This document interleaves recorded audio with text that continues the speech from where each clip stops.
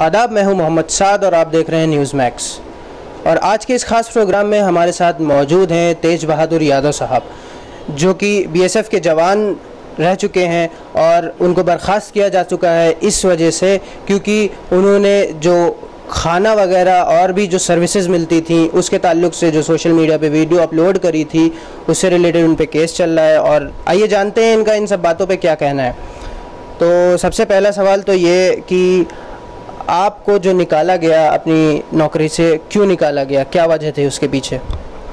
इसके अंदर जी मेरे पर जो एलिगेशन लगाए हैं वो अनडिसिप्लिन केसेज बनाया गया है। और जो मैंने जो खाना दिखाया था वो मेरा मकसद खाना दिखाने तक सीमित नहीं था। मेरा मकसद था कि सरकार ने खुद कहा कि भ्रष्टाचार ख़त्म करने में आप जो है हमारी मदद करें, तो मैंने भी सोचा कि सरकार खुद इस चीज़ को कह रही है तो मेरा अपना डिपार्टमेंट में जो भ्रष्टाचार है उसके मामले में मैंने दिखाऊं। तो वो मैंने जो वीडियो था आदरणीय प्रधानमंत्री जी और सरकार को दिखाने के लिए बनाया था। उसके बाद उसके अंदर जो मेरा जो कोर्ट बैठा गया बीएसएफ, उसके अंदर ना तो कोई जांच हुई, कुछ नहीं है, बिल्कुल गलत तरीके से जांच हुई और जो मेरे ऊपर ही वापस आरोप लगाए अनडिसिप्लिन। तो अनडिसिप्लिन्स का ऐसा होता है कि हमारे कुछ इंस्ट्रक्शंस हैं कि आप जो है मीडिया के पास नहीं जा सकते, लेकिन ऐसा आज तक कोई भी इससे पहले कोई ऐसा इंस्ट्रक्शन नहीं है कि भाई आप सोशल मीडिया में इस तरह का वीडियो नहीं डाल सकते हो। और उसके अंदर जो इंस्ट्रक्शन भी हैं वो सिर्फ सुरक्षा संबंधित है। जो मैंने वीडियो डाला उसमें सुरक्षा का विशेष ध्यान रखा गया है। उसके अंदर किसी भी प्रकार का कैंपस नहीं दिखाया गया है, कोई लोकेशन की चर्चा नहीं की, किसी व्यक्ति विशेष का कोई नाम नहीं लिया गया, उन चीज़ों का विशेष ध्यान भी रखा गया है। तो बीएसएफ कोर्ट का इन तमाम चीज़ों पे क्या कहना है? बीएसएफ कोर्ट का कहना है कि भाई आपने जो एलिगेशंस लगाए हैं कि जवानों का राशन बिक्री कर दिया जाता है, जवानों को खाना ठीक नहीं मिलता है, ऑफिसर्स इसमें इन्वॉल्व हैं, तो मैंने कहा बिल्कुल उसके लिए मैं बाकायदा कोर्ट्स को सबूत जो है पेश कर चुका हूं कि ये देखिए जी हमारे पीछे से ये राशन आया है लेकिन हमारे तक ये नहीं पहुंचा है और स्टोर से राशन कहाँ गया, वो सभी चीज़ साबित कर चुका हूं। लास्ट के अंदर उन्होंने कहा कि आप जो है प्रॉपर तरीके से जो है कानून जो है आपने फॉलो नहीं किया। उसके लिए मैंने कोर्ट को कहा कि जी देखिए मैंने 23 तारीख को प्रधानमंत्री जी को, गृह मंत्री 23 नवंबर की है ये, प्रधानमंत्री, गृह मंत्री, डीजी साहब को मैंने 5 पेज का पूरा इस भ्रष्टाचार का विवरण लिख के जो लिखित में दिया हुआ रजिस्ट्री किया, वो भी उनको दिखाया लेकिन उन्होंने कुछ नहीं माना। और सबसे बड़ी चीज़ है कि मेरे को 19 तारीख को 12:20 पे जो बीएसएफ कोर्ट है उसकी तरफ से आदेश सुनाया गया 19 तारीख को कि आप डिसमिस फ्रॉम सर्विस किए जाते हो, जबकि हमारे ही बीएसएफ के डीजी हेडक्वार्टर की तरफ से, पीआरओ की तरफ से जो इन्होंने अपना प्रेस रिपोर्ट जो है निकाली है उसमें एक दिन पहले मेरे को डिक्लेयर कर चुके हैं कि डिसमिस। तो ये जो कोर्ट बैठा थे प्री प्लानिंग थी, कोई कानून का जो इन्होंने बिल्कुल भी माना नहीं, अपने तरीके से इन्होंने प्री प्लान के तहत मेरे को डिसमिस किया गया है।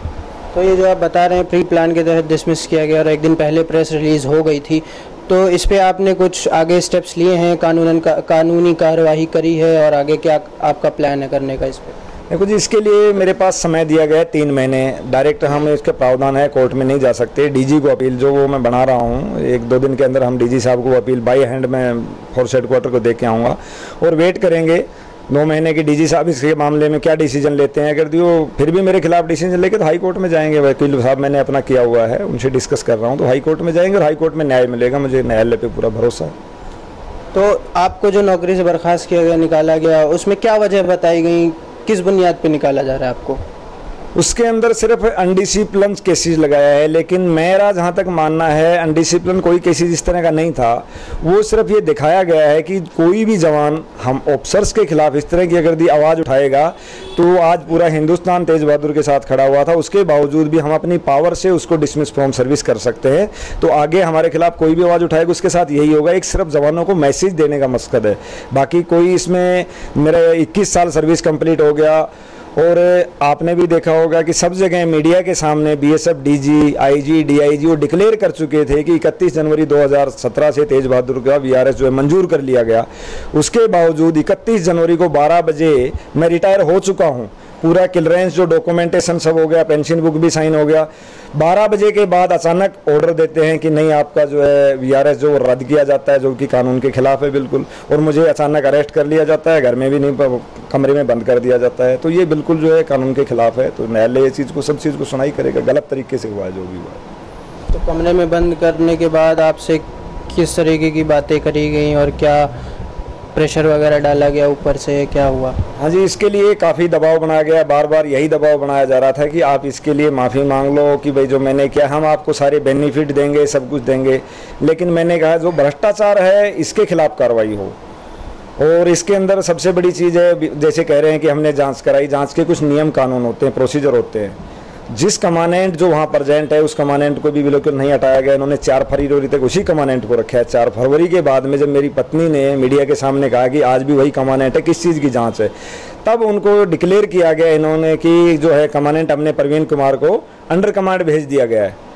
और लेकिन अंडर कमांड उनको भेजा गया, देखो उस कमांडेंट को तो बहुत फायदा हुआ। अंडर कमांड भेजने से पोस्टिंग हुआ, 1.5 लाख रुपए ट्रांसफर टी उनको मिला।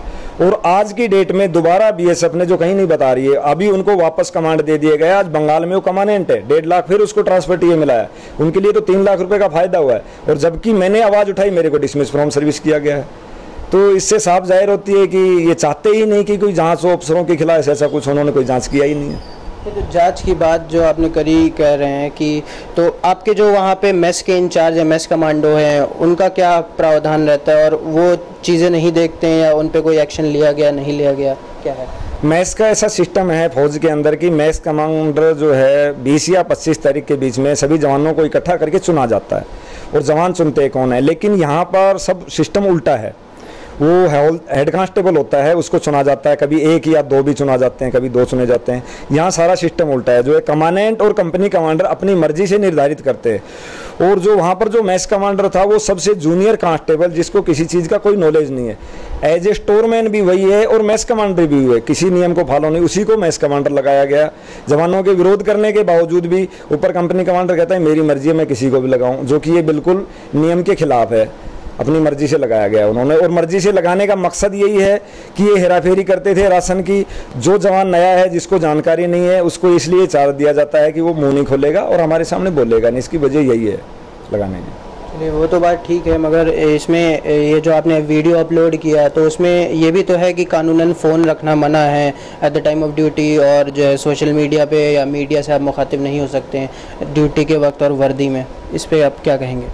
देखो जी, इसमें जो हमारे इंस्ट्रक्शन है, आज तक के जो इंस्ट्रक्शन है, ये वीडियो आने के बाद में इन्होंने मैसेज दिए हैं। इससे पहले जो भी इंस्ट्रक्शन है कि हम मीडिया को डायरेक्ट इंटरव्यू नहीं दे सकते, मीडिया को डायरेक्ट इंटरव्यू के लिए मतलब, लेकिन सोशल मीडिया के लिए कहीं मना है। और रही बात फ़ोन की, जिस लोकेशन में मैं प्रेजेंट हूँ वहाँ पर जो ये ड्यूटी है वो आरओपी ड्यूटी है। और आरओपी ड्यूटी के अंदर हर जवान फ़ोन ले जाता है। वो एक्चुअल फ़ोन वहाँ एक सुरक्षा के लिहाज से बहुत ज़रूरी है। कई बार कोई इंसिडेंट होता है तो हमारे वायरलेस सेट काम नहीं करते, तो फ़ोन के जरिए हम एक दूसरी पार्टी से मिलाप करते हैं। हमारे जो कमांडर हैं उनको भी इन्फॉर्मेशन देते हैं, फ़ोन के जरिए ही दी जाती है। और वहाँ खुद इन्होंने अलाउ किया हुआ है कि वहाँ आप फ़ोन ले जा सकते हो। इससे जो आगे एरिया वो सेंसिटिव एरिया, प्लेन एरिया है, ये एडम बेस है, वहाँ पर फ़ोन का कोई ऐसा प्रतिबंध नहीं है, कोई मनाही नहीं है। तो पाकिस्तानियों को आपका बहुत अच्छा दोस्त कहा जाता है, इस पर आप क्या कहेंगे? हाँ जी, इसके लिए मेरे तो फ़ोन वगैरह सीज कर लिए, मुझे दुख भी बहुत हुआ कि एक जवान का पाकिस्तान से नाम जोड़ना। और मैंने सरकार से इसके बारे में बार बार कहा कि इसकी जांच कराई जाए। 10 जनवरी को ये वीडियो वायरल होने के बाद में इन्होंने मेरे से फ़ोन जो है छीन लिए थे। मेरे पास फ़ोन नहीं थे, अचानक छीनने की वजह से मेरा फेसबुक जो आईडी लॉग आउट नहीं कर पाया हूँ। उसके बाद, उससे पहले मेरे को अच्छी तरह याद है कि मेरी फेसबुक में सिर्फ जो है फ्रेंड 600 थे। 600 के अंदर फोर्स पर्सन और मेरे परिवार के 20 आदमी, बाकी सभी हमारे बीएसएफ और सीआरपी के जवान थे। उसके बाद अचानक 2500 फ्रेंड बनना, इस तरह की अफवाहें आना, तो मैं तो ये कहता हूँ कि उसकी जांच कराई जाए। और जहाँ तक मुझे जवानों ने जानकारी दी है कि बीएसएफ ने उसकी कुछ जाँचें कराई हैं, लेकिन वो ओपन नहीं करे, उस जांच में खुद फंस रहे हैं। वरना डिसमिस करते समय इन्होंने उस चीज़ की कोई चर्चा ही नहीं की कोर्ट में कि भाई आपके फ़ोन में ये हैं। उन्होंने उस कोर्ट के अंदर इस मामले में कोई चर्चा नहीं की, क्योंकि इसके अंदर कुछ अधिकारियों का हाथ है जो पाकिस्तान से फ्रेंड बनाए गए हैं। किस तरीके से बनाए गए हैं वो एक जालसाजी है। तो मैं तो कहता हूँ उसकी भी पूरी जाँच हो, ताकि पता लगे। हो सकता है कोई अधिकारी ऐसा तो नहीं हो जो पाकिस्तान से मिला हो और मेरे को बदनाम करने की कोशिश करा। मैं तो स्पष्ट तौर पर कहता हूँ उसकी जाँच कराई जाए। अगर मैं दोषी पाया जाता हूँ तो मेरी जो भी सजा है मैं मंजूर करता हूँ, पहले हाँ कर रहा हूँ, मैं मंजूर कर रहा हूँ जी। चलिए, हमारा आखिरी सवाल आपसे, इस वक्त पे आप क्या कर रहे हैं और आपका घर पानी सब कैसे चल रहा है, खर्चा पानी वगैरह? देखो जी, थोड़ा बहुत खेती बाड़ी है, उससे कुछ काम चल रहा है। और मेरा मिसेज भी एक छोटी प्राइवेट कंपनी में 10-12 हज़ार रुपये लेता है, उसी से गुजारा हो रहा है। और बाकी आगे कोर्ट के प्रोसीजर से अपील लगाया है, उसी हिसाब से चलेंगे। आपको पता है अचानक नौकरी जाने से तो समस्या तो है ही, लेकिन ये लड़ाई जो भ्रष्टाचार की मैं बंद नहीं करूँगा। जब तक मुझे न्याय क्या, बाकी मेरे जो जवान हैं उनको न्याय नहीं मिलेगा, मैं लड़ाई लास्ट तक लड़ता रहूँगा इनके खिलाफ। जो है मैं और भी काफ़ी सबूत प्रूफ जो है पेश करने को तैयार हूँ सरकार के साथ। सरकार हाँ करे, मैं हर चीज़ का सबूत दूंगा, कितना बड़ा भ्रष्टाचार है, कहाँ कहाँ घोटाला, मैं देने को तैयार हूँ। सरकार अगर दी मुझसे कहे एक एक चीज़ का मैं सबूत देने को तैयार हूँ। सरकार अगर दी इससे मदद करना चाहे तो अच्छी बात है, नहीं तो फिर आपके सबसे पहले तो मीडिया को धन्यवाद देता हूँ कि मैं आज जिंदा हूँ, नहीं तो फौज के अंदर जिंदा नहीं आता कोई। उसको बहुत बहुत धन्यवाद है जो आपने जो हाईलाइट किया और मैं आज इस जगह बैठा हूँ। तो ये थे हमारे साथ तेज बहादुर यादव जी, जिन्होंने अपनी बेबाकी से तमाम बातों पे राय रखी और बताया कि किस तरीके से उनके साथ सलूक किया जा रहा है। तो और गुजारिश भी करी मीडिया से, सरकार से और स्पेशली कोर्ट से कि उनको, और हम भी उम्मीद करते हैं कि उनको न्याय मिले और जो हमारे जवान हैं ख़ास करके उनके साथ इस तरह की चीज़ें होना ये कहाँ तक की जायज़ है।